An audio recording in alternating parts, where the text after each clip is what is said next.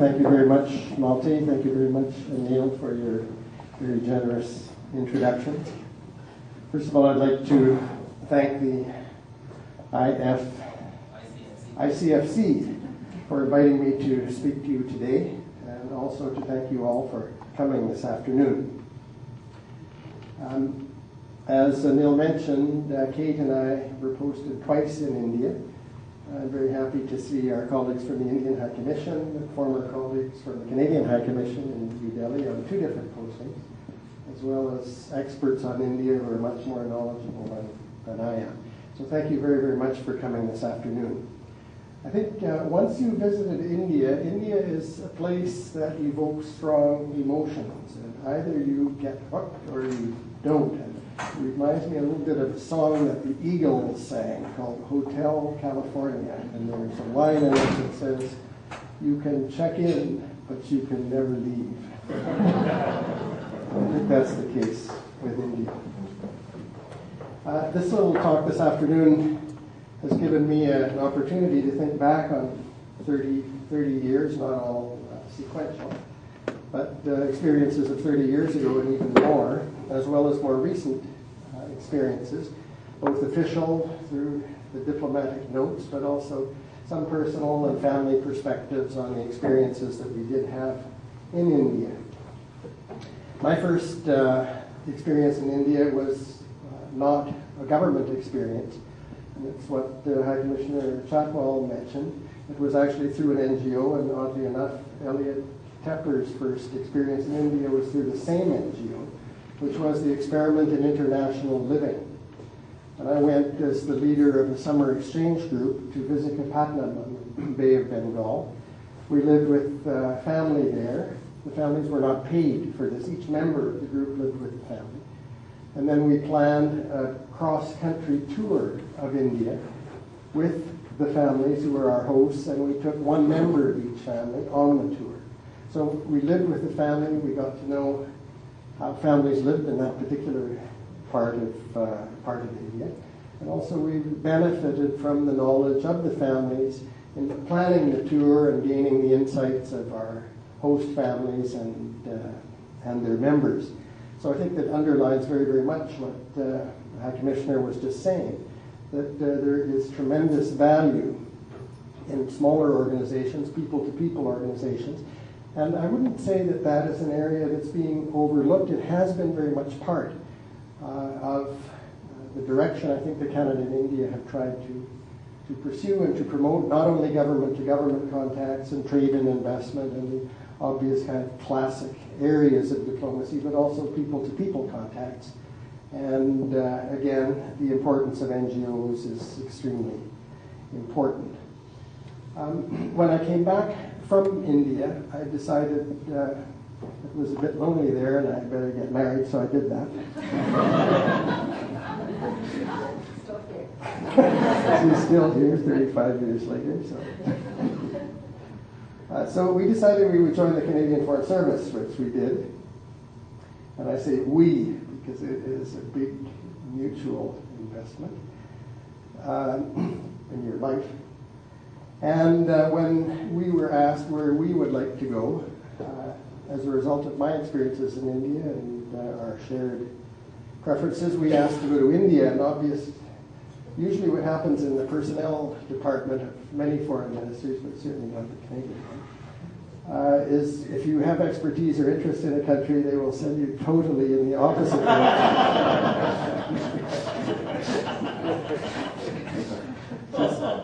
To build character or to fill a slot that needs filling. In any event, a very strange thing happened. The head of the personnel said, "We think that's an excellent idea. I think you should definitely go to India in your first posting." And so that is where we went. During the first year at the High Commission, I was responsible for consular affairs, which is assisting Canadians. It was quite a dramatic time, actually, in terms of assistance, because many of our younger clients were coming through a route that you can no longer use, but through Turkey, Iraq, Iran, into Afghanistan, Pakistan, and then into India. And some of them ended up on the Goa-Kathmandu circuit, which was essentially a drug circuit.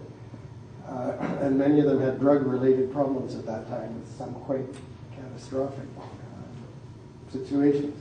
So that was a challenging time, and the second year during our first posting, I worked in the political section, focusing on domestic political affairs. When we returned to India in 2002, the country had changed dramatically. The bilateral relationship was on the road to recovery following a period of limited contacts resulting from the 1998 nuclear tests.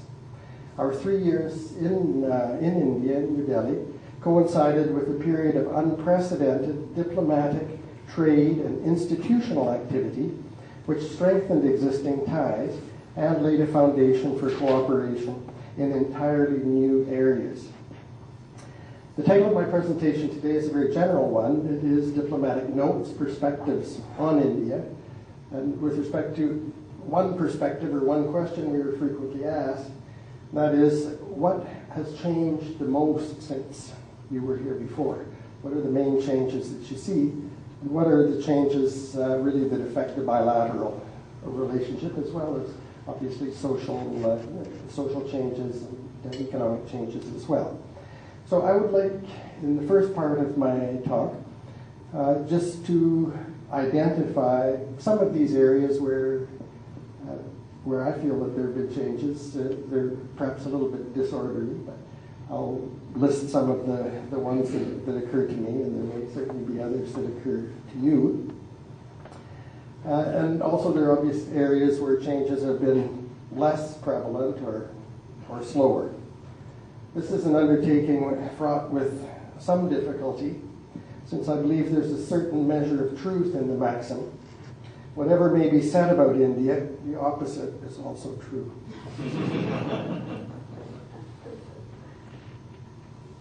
In the second part of my presentation this afternoon, I'd like to briefly comment on how Canada has sought to position itself given the transformations taking place in India, and how the bilateral relationship is taking shape within this new environment. Obviously, I have not dealt with Canada-India relations for a while, and so these are personal thoughts and based on some information which I've recently received, but obviously I'm not up to date on some of the day-to-day things that some of our colleagues will be. Once I finished a few comments on both these areas of transformation and the bilateral relationship, which is essentially verbal perspectives, I'd like to take you on a little journey of visual perspectives.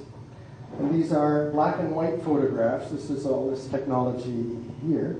Black and white photographs which I took during our first posting. These, interestingly enough, were exhibited in Romania, of all places, in conjunction with the Indian Embassy in Bucharest. If you can figure that one out.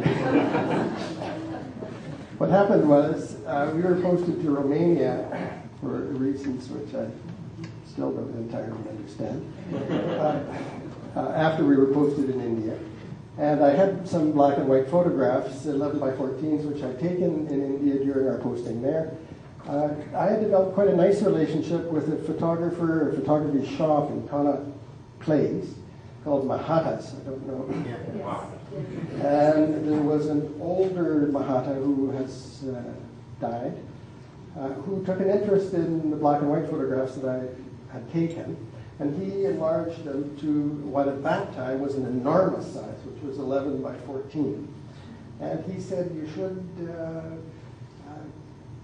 put the border over here, you should burn this in a little bit. So anyway, he was quite helpful in making bad photographs look good.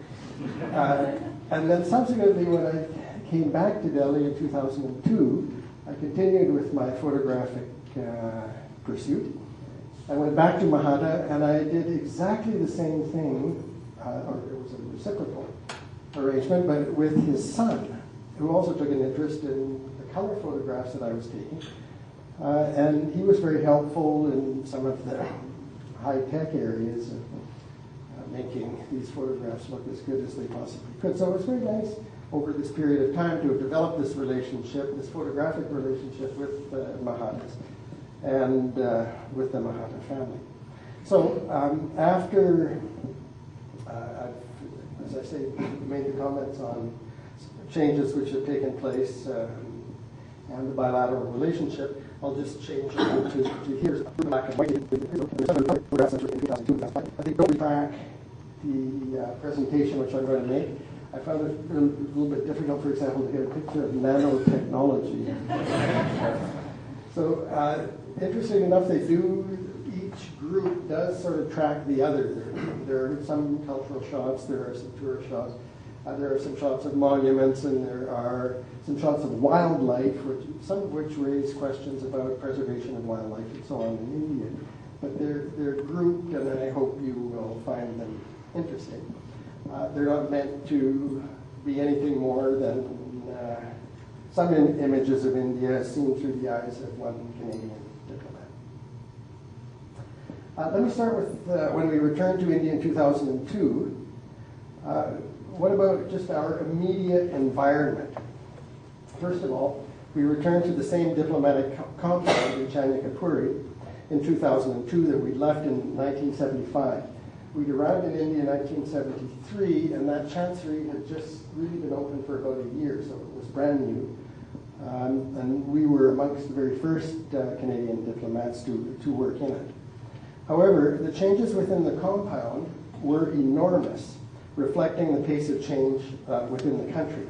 The chancery had doubled in physical size. It was quite dramatic. They just added a whole second half to the back by the same architect, and if you didn't know that there had been an addition put on, you would never tell. If you walked inside the High Commission, you could see a line on the floor where the old building had just stopped and the new building began. So essentially it had doubled in physical size, and there had been a major expansion of living space within the compound, with 37 Canadian families now living there. During the course of an average day, 1,000 people either live or go through that compound. It is an enormous undertaking, and it has the characteristics really of a village or a global village with its own generators, heating and cooling, commissary, club, and even a bank. The Canadian High Commission in New Delhi is Canada's largest mission in the world, with some 350 staff. Between our first and second posting, one observation was that India's population grew by about 400 million people, which is well over 10 times Canada's entire population. The number of motor vehicles had increased exponentially. I don't have a figure on that, but apparently it is absolutely dramatic, the increase in motor vehicles, which put severe pressure not only on the traffic grid, but on the environment. And prior to our posting in Delhi, we were told the levels of air pollution had become quite dramatic until the Supreme Court, through a public interest lawsuit, ordered all public transport vehicles to convert to natural gas. This activist and highly respected role of the Supreme Court in taking jurisdiction and acting quickly on key public issues was in itself a notable development from earlier days. I think the Supreme Court has really transformed itself into a force for social change. But the obvious major change has been the sustained high growth of the economy, a process that began with the economic reforms begun by the current Prime Minister, Manmohan Singh, who was then Finance Minister in 1991 when these reforms were initiated. Growth has been over 8% over the past 3 years, second highest in the world after China. The Indian GDP was over 800 billion in 2005. Helping to drive this growth, the Indian ICT sector is growing at about 28% a year, with revenues of 36 billion in 2005.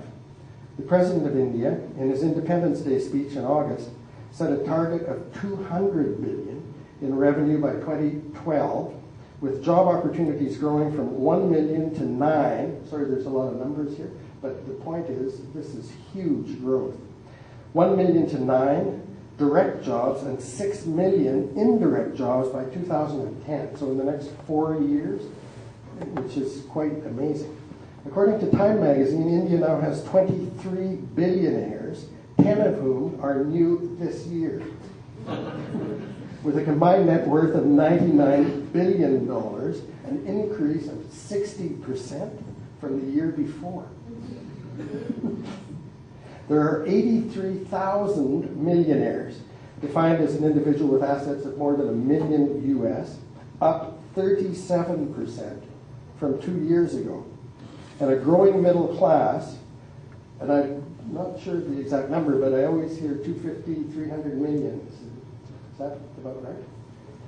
300 million. Again, some 10 times of Canada's entire population.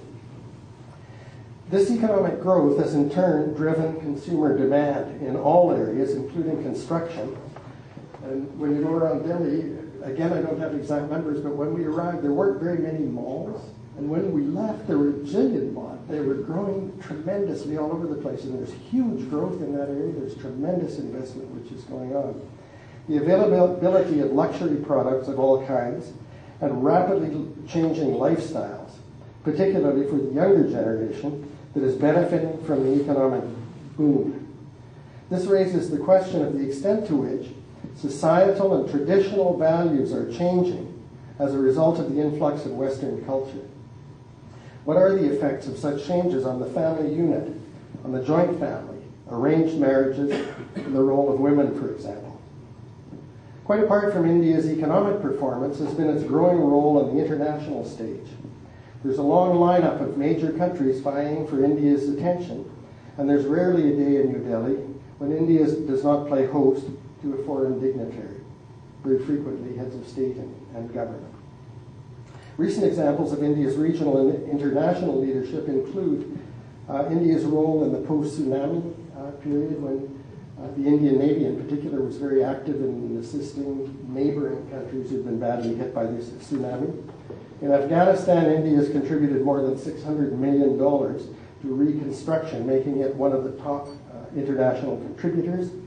The President, in his speech that I referred to, the Independence Day speech, mentioned that the government of India is creating a Pan-African e-network for connecting 53 African countries. India's bid for a Security Council seat is well known, and India also has a strong candidate for the position of Secretary General of the United Nations. But alongside India's economic successes, and in particular the ICT successes, it should be noted that only about 1.3 million people, which is small for India, work in the computer and software-related industry. So it's a very small number compared to the total population or the total working population. 81% of the population lives on $2 a day or less. Approximately 93% of India's 400 million workers are unskilled, with monthly wages averaging about $66 monthly. However, the percentage of the population living below the poverty line fell to 26% in the year ended March 2000. I'm not sure if they're more recent figures, from 36% 6 years earlier. In other words, a fall of 10% in people living below the poverty line. And I'm not quite sure how this relates in absolute terms when you add in population growth. But it seems that the trend is a positive one. There also continue to be entrenched negative social practices which include such gruesome events as dowry deaths, communalism, and caste. These continue to persist and will continue to be addressed. That's about all I think that I have on the economic side. Another factor that is a big one, kind of, I wouldn't even say under the surface, but it's around and everybody talks about it, and it's the China factor. India has always been compared with China. I'm not sure whether China has always been compared with India. But in terms of its GDP, in terms of infrastructure, in terms of foreign direct investment, there are questions. How come China seems to be doing better than India? So there always seems to be this kind of underlying current of looking over at how China is doing. I'm not an expert in this field at all, but I would just point out, I think, that the economic reforms and the opening of the market in India has unleashed a tremendous potential of entrepreneurial skills within India. And I think the other obvious point is that the Chinese economy, the reforms to the Chinese economy started well before the reforms in India. And so India is playing a little bit of catch up. Another point that seems to me interesting, having been there 30 years ago and coming back, I don't know how new this is, but it was certainly new to me. To me, it seemed that there was a new sense of confidence in India. That it used to be kind of inward-looking and filling its own markets and so on. And that this has changed, and now there's a sense of confidence, there's a sense of, wow, look what we're doing, and we can do more, and that there's an outward-looking approach by the Indian people.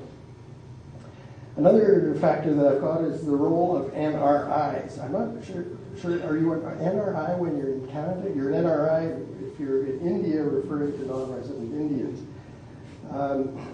But the role of people of Indian origin in other countries, I think, in our case in Canada, I think is becoming increasingly important and increasingly recognized. First of all, by the Indian government through the conference which is held annually, I believe, in January, with respect to the role of non-resident Indians. And obviously, since Canada, or put slightly differently, India is the second largest source of immigrants to Canada after China, and that there are now, again, I don't have an exact figure, and you see different figures, but roughly 1 million Canadians of Indian origin, is that the right one, that are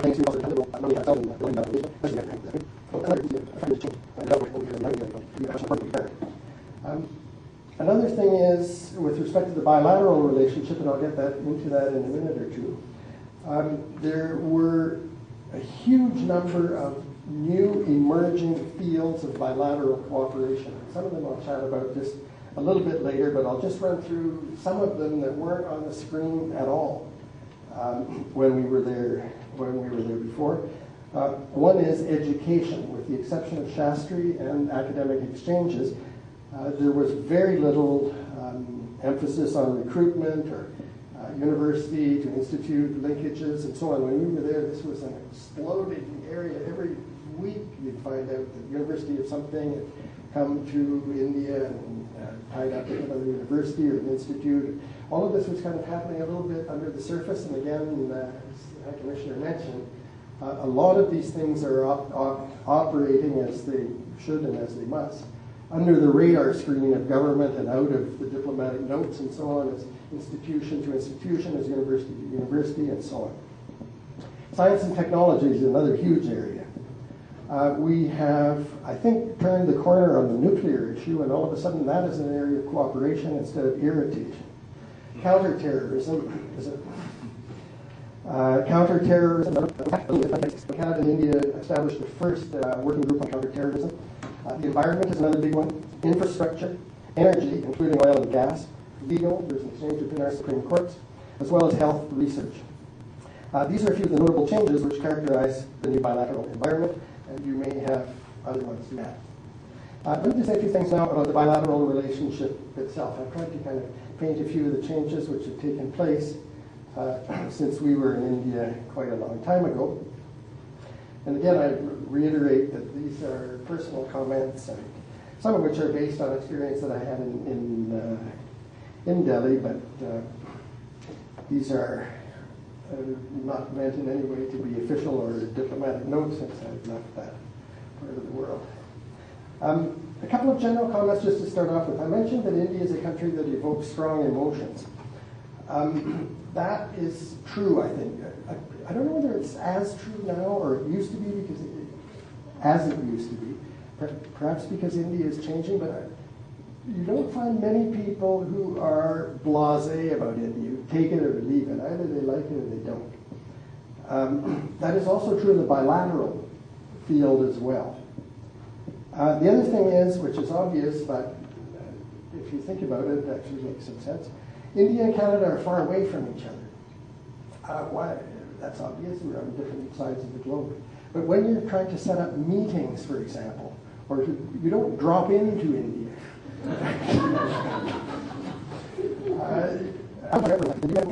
The maximum time change, I would say 2 hours. And in many cases, there's no time change at all. So you can leave Ottawa at 7 o'clock in the morning, or 8 in the morning, you can be in Buenos Aires at 4 in the afternoon, or Santiago, and you go to bed that night, and you wake up the next morning, and there's no time lag, and there's no jet lag, and you're there in a day. Going to India is a major undertaking. And I remember being posted there again, and getting on the plane and thinking, my goodness, this is a heck of a long journey. And I like India. So if you think of people who are looking at other priorities, or you think, well, geez, it takes all that time to get there, and then I've got 10 hours jet lag, and then I've got to, even for a day's work or 2 days' work or something, and then come back, and then I'm all mixed up when I come back. So this has an effect on scheduling events. And one thing that I'll mention in a few minutes, and I'll be fairly quick. One of the things that's happened in the bilateral relationship, which we the bilateral relationship to get away, not to get away, but to rely not only on high-level visits to define the pace and the content of the relationship. So there are dialogues, there's a strategic dialogue, there's a dialogue of foreign policy. These are high-level, by the way. They're foreign minister, deputy minister. There's a dialogue, what else? Their trade policy is another one. There are 4 or 5 of them. And you won't believe how difficult it is to find dates that make these things work. And so the advantage of having this is you inject high-level content. The disadvantage is that you have to really make sure that you keep doing it. Otherwise, it becomes a drag on the relationship, and it doesn't produce the sort of momentum that you're looking for. So anyway, that's why I make the comment that India is a long way away, and you really have to make a commitment to once you set this to. So I mentioned we were in 1974 when the explosion occurred at Pokhran. That had a negative effect on the bilateral relationship. We arrived back in 2002, which was 4 years after the nuclear explosions in 1998, and 1 year after Canada's decision to re-engage with India. It took a little while for the pipeline to start to fill up again. And so by 2002, I'd just like to go through very quickly just a few of the high-level visits that took place and the content that kind of defined the relationship. In August of 2002, the following month, the then Foreign Minister, Yashwant Sinha, came to Ottawa, and Herb Dhaliwal, who was then, I believe, the Minister of Natural Resources, led a trade delegation to India in November of 2002. A year later, Bill Graham, who is now the interim head of the Liberal Party and was Defense Minister, and prior to that, Foreign Minister, went to India in October of 2003, in part to reciprocate that visit, but also in part to prepare for then Prime Minister Chrétien's visit in October 2003. That was an important high-level visit, and amongst other things, it highlighted, I think, Canada's renewed commitment to India by, I guess, by upgrading representation was one, and that was upgrading the then consulate in Bombay or Mumbai. Is it called Bombay again? Mumbai. Because I read in the paper the other day, they called it Bombay, formerly called Mumbai. A trade representative was appointed to Chennai, where we had a very small office before, and also the consulate general was opened in Chandigarh. I mentioned the bilateral dialogues, and at that point, during the Prime Minister's visit, it was decided to have an annual dialogue at the level of foreign minister on global issues. And that was one of the first dialogues that was institutionalized in the bilateral relationship. In January 2005, Prime Minister Martin came to India, and Science and technology came very much on the screen at that point, as well as cooperation in the environment. There was efforts to initiate a CEO roundtable on the trade side to conclude a foreign investment protection agreement and to improve visa and consular services. And that was a little bit code for some of the criticism, I think, that had rightfully grown up around difficulties in visa applications for visas and the availability of access to make those applications. And so when Prime Minister Martin came, it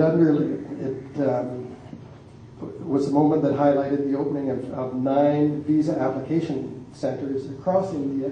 Now, again, I haven't been close to that for a year or so, but certainly when I was there, it seemed to make quite a big difference. In September 2005, about a year ago, there was a visit coming to Canada of the then Foreign Minister of India, Natwar Singh, and the main highlight of that particular visit was to set out a roadmap for cooperation in the area of civilian nuclear energy. And in particular, or specifically, the area of nuclear safety. There was an agreement by Canada to allow the supply of nuclear-related dual-use items to India's civilian nuclear facilities under IAEA safeguards. Also, there was an agreement to pursue further opportunities for the development of the peaceful uses of nuclear energy, both bilaterally and multilaterally. So I think that was an extremely important turning point in the bilateral relationship, to identify an area where there had been disagreement before, and to identify areas within which the two countries could cooperate. Finally, at the end of last year, there was a visit to Canada by the Indian Minister for Science and Technology, Kapil Sibal. There was a signature of a science and technology agreement, and when you look at the areas of cooperation, again, it gets into this area which is way beyond the role or expertise of governments, and it includes such things as nanoscience, nanomedicine, biotech and health research, and medical devices, alternate energy and environmental technologies, earth sciences, and disaster management. So all of these areas are so broad, so technical, so specialized, and I think it underlines basically a fundamental change in the relationship, which moves away from the diplomats to the scientists and universities and institutes and the NGOs. Canada announced that a sum of $6.75 million over 5 years to promote science and technology collaboration with India, and India will provide matching funds. So in other words, there is $13.5 million in a pool to fund SET cooperation. Quick word on trade and investment. India has been identified generally by the Government of Canada, by the previous government as well as this one, as a priority country and as one of the new emerging markets that are of strategic importance to Canada.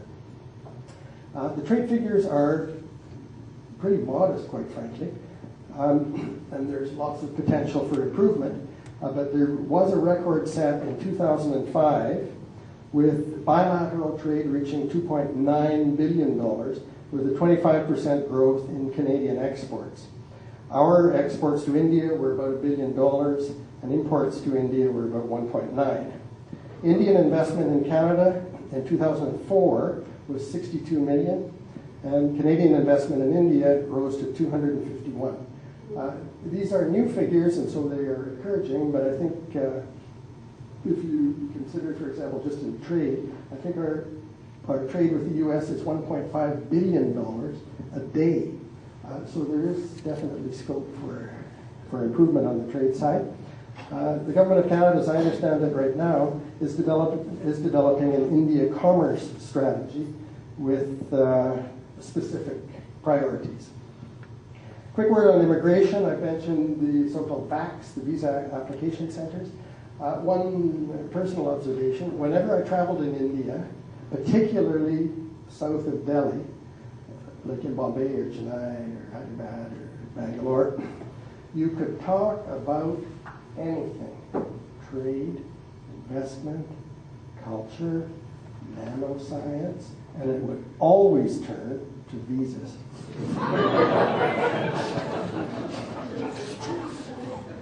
My brother's cousin's uncle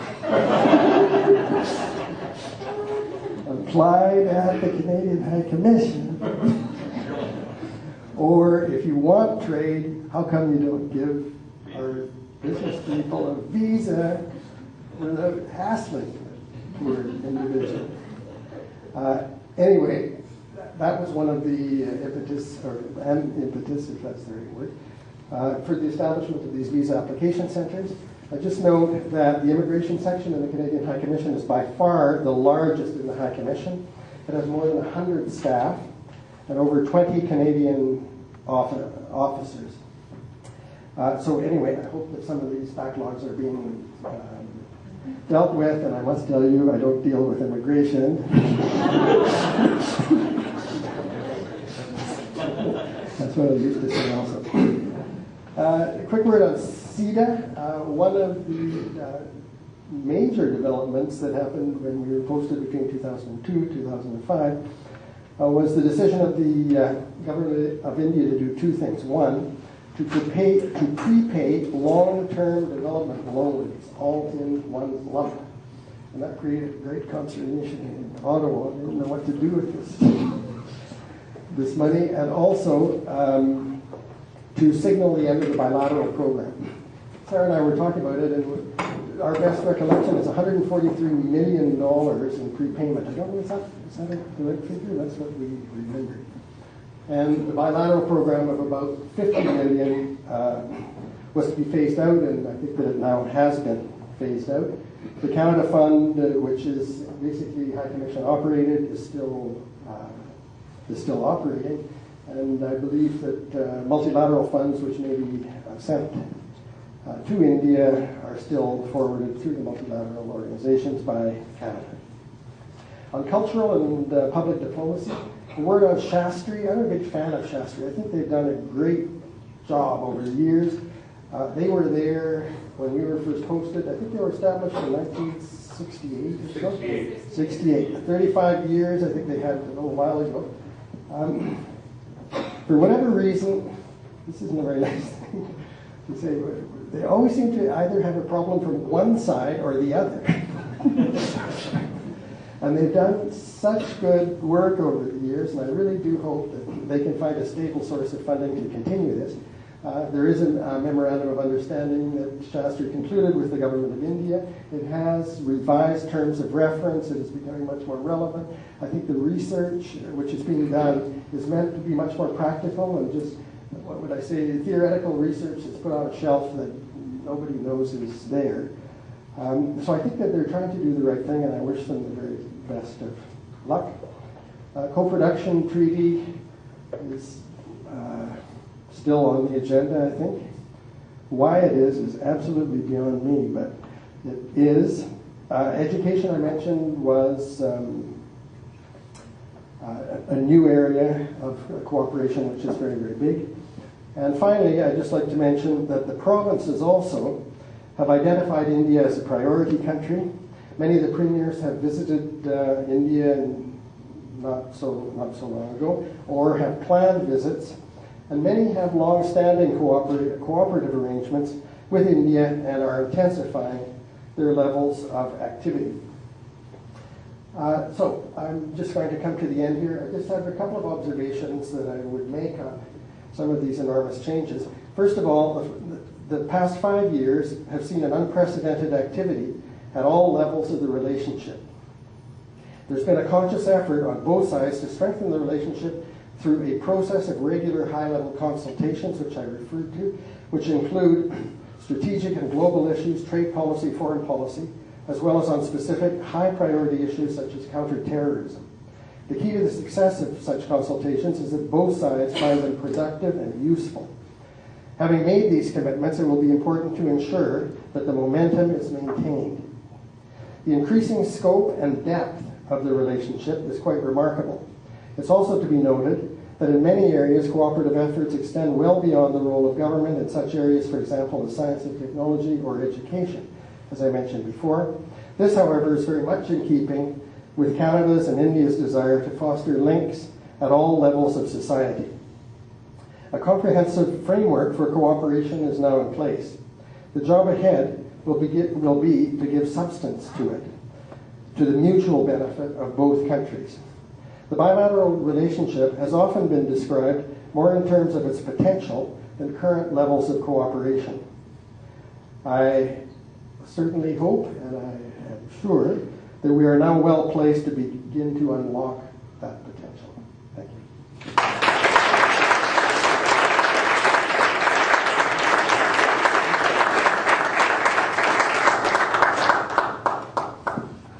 Now comes the fun part. Let me just give you a quick little introduction as to what you are going to see. This is a visual perspective of some parts of India. It's mostly Rajasthan and Ladakh.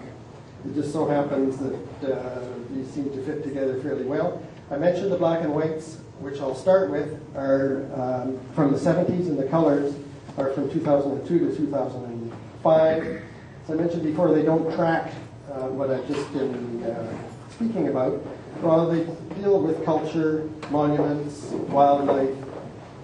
And I think they have some of the art or the magic or the timelessness and certainly of the spirituality of India. One author asked, why does India fascinate so much? Why is it so beautiful? And one answer was, its intense religiosity, if that is a good word, that's the word they use, and profound spirituality of its people, ancient culture, and love of beauty, not only the Maharajas, but down to the most humble villages. Its many landscapes, its endless variety. Often there is very beautiful symmetry. There are frequently a riot of color.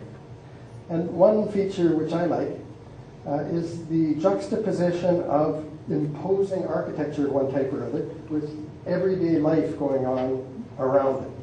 The last is, which is quite important, is the people are nice and friendly.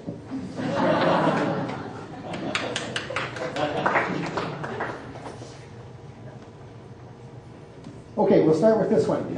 Can everybody see? Okay, this is the Pushkar Camel Fair in Rajasthan. It takes place in November. These pictures were taken during our first posting. I haven't done colored, or black and white color, I haven't mixed them. All of the black and whites are the early ones, and all of the colors are the latest ones. But again, there is something here that is timeless, that's spiritual, and also that you kind of want to know more. Like, why is this was at 5 in the morning, by the way. What is going on there? Oops, sorry. Just a second, I just have to get organized. And then can you help me out? Sec. And then next. There we go. Again, this first grouping is Pushkar, and these are early morning bathers at the Pushkar Fair, which is obviously not only a commercial camel fair, but is a religious festival as well. This is biblical, and it is very simple. I was reading an article the other day that said at last year's Pushkar Camel Fair, there are 200,000 people who come and 50,000 camels. So again, this is another time, another era. This is just end of day. So peaceful and quiet. Travel to the dock, and how long did it take to get there? First year we did dog sled. We went, I think we just took Indian Airlines. It's an hour's flight. There wasn't a problem. The only problem, it's the same problem as in Delhi. It's not just Ladakh. And sometimes the Ladakh problem is in Delhi, and that is you can't land. In December, January, there's a lot of fog, and the weather is bad. And so even with official visits and things like that, we always had to have a plan B that someone would be diverted here and picked up in cars. But we went up by Indian Airlines. I went up twice. Went up with no problem the first time, and then we did get delayed the second time. In fact, we thought we might end up being there for about a week, because it was either it was sucked in late or it was sucked in New Delhi. So that wasn't too much of a problem to get up, but it was fun to get down. Anyway, Yeah. On a practical level, as you know, India is very diverse in food. What did you do for food? up there. Well, no, in India, what was your were you in any direction, any food recipes that you liked or whatever? And I'm just curious. I mean, I'm fascinated by what you did, but I always have the practical question. Brian, that question's not being prompted by me. No. We love Indian food. Is that what you wanted to hear? We lived on, the first time we were in India, we did not live on the compound, which has its advantages, but it also has its disadvantages. This time we did live on the compound, and the advantage there is that everything works. Like you get the water, the lights go off, the generator comes on, and stuff like that. The disadvantage is that you are sometimes, that you see the people you work with all day, all night. Not always be the best. Anyway, we lived on the compound. We had a Tibetan woman. Oh. It's up here, and she was our cook. And she came, when did she come? She came in 1959, didn't she? I think she came out of Tibet in a truck when the exodus out of Tibet came to India. Anyway, a hugely intelligent woman who could learn anything. I think she started out as a housekeeper or something. She became a cook. She became an event organizer. So we'd tell her, 200 people for reception tomorrow night. No problem. So anyway, she cooked Tibetan things. She cooked some Indian things. She cooked some basic sort of everyday things that we have here. And then we were never at a loss for being invited out. Indians are very hospitable. And so we were always being invited out. And at almost all of those occasions, there was Indian food that would be served, and actually not trying to be funny. We actually did like it. Okay. So we were well liked. I believe you went scouting for arts and crafts a lot in Delhi. How did you do it? You just did it ad hoc, or were you guided by just what you saw you liked? One of the things that we became interested in on our first posting was contemporary Indian art. And we bought some. And when we went back to India again, we found out that some contemporary Indian art has gone through the roof completely. Even fairly recent works, well, Hussein, but there are also other, the triptych. Big triptych that was sold in New York not very long ago. What is? No, that goes too far back. Mehta, Tayyab Mehta.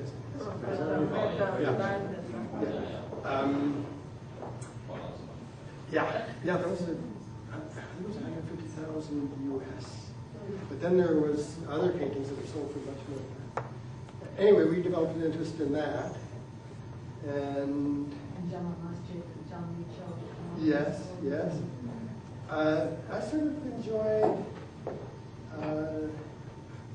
we did collect some artifacts, quite a lot of Tibetan and Ladakhi pieces, and then some were more modern, more recent pieces, some of which, I don't like to say this, but oddly enough, came from cottage industries. Like it's not just 1,000 Ganeshas and things like that. Some of the things that they have there are actually very nice. So we looked around there. Also, Sundarnagar was quite a nice spot. You could always sort of sniff around in the pines up there. So we enjoyed doing that. Raj, it was very comprehensive and an excellent talk. But since we are sitting on strength, may I just add two more positive factors that have happened in recent years and probably during your time. One was the very felt need of having a visa office in Chandigarh.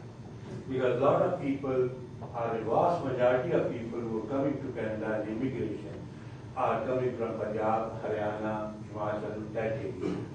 And you have opened a new office during your time in Chandigarh, which is very much welcomed by the people in that area. The second is that we never did have a separate office where people who want to come for higher studies or professional studies here, they had to go to the embassy, go through the security, go through all those things. Now you have a separate office which advises people, the students, university students and others who want to come for higher studies to Canada. There is no security, they can just walk in, they discuss what they want to do, then they are guided which university, where they should go, what would be the financial aspect, that is very much welcomed by the young people, at least in North India, where you have this office now, for guiding the people who want to come to. And also tell them which is a fictitious college, which is not a proper college, don't go there. They have the list, and I must bring it to your notice that a lot of appreciation for that facility that we have. The third thing, when you mentioned about the visas, people desiring to have visa, I mean, I went to one of the National Day party where somebody introduced me that this gentleman was the Indian High Commissioner in Canada. And he said, oh, how come I haven't got a visa? Very interesting. I haven't got a visa. And I said, what happened? He said, the man was very polite. He let me out from his office. I said, then what happened? He said, I told him, please, Canadian, go back, but take me with you.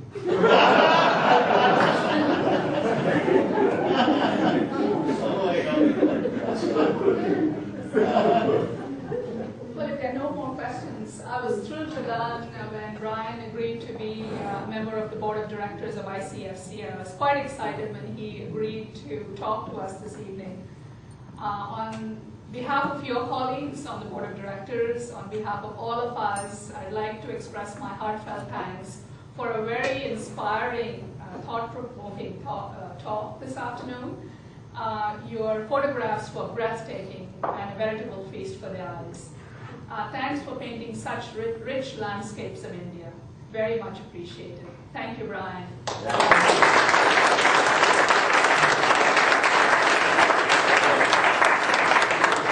Now I'd like to invite Raj to make a presentation.